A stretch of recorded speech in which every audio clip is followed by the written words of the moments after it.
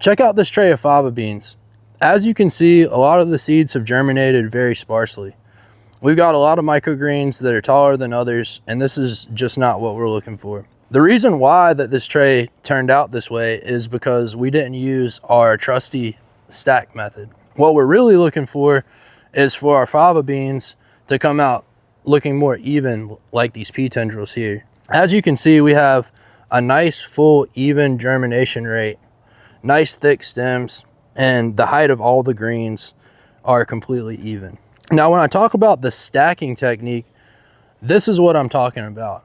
We've got our trays stacked 4 trays high, and what we'll do in addition to that is we'll take another tray and we'll put it on top and we'll add a garden brick. What this does is it helps for all the seeds to settle into the soil nicely, improving the overall germination rate. As you can see here, we've got nice full even germination. We've got nice healthy stems.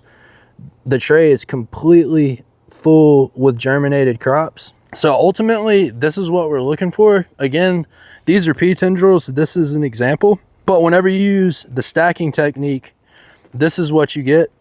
If you don't stack the trays, you're going to get more of a sparse, uneven germination. And that's just going to be a headache because you're going to have to do extra work, because the only way that you're going to be able to get this tray to grow evenly now is to harvest all these greens off and let the seeds that are just starting to sprout to come up.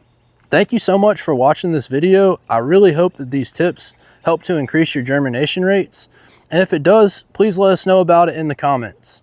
Thank you so much, and we'll see you on the next one.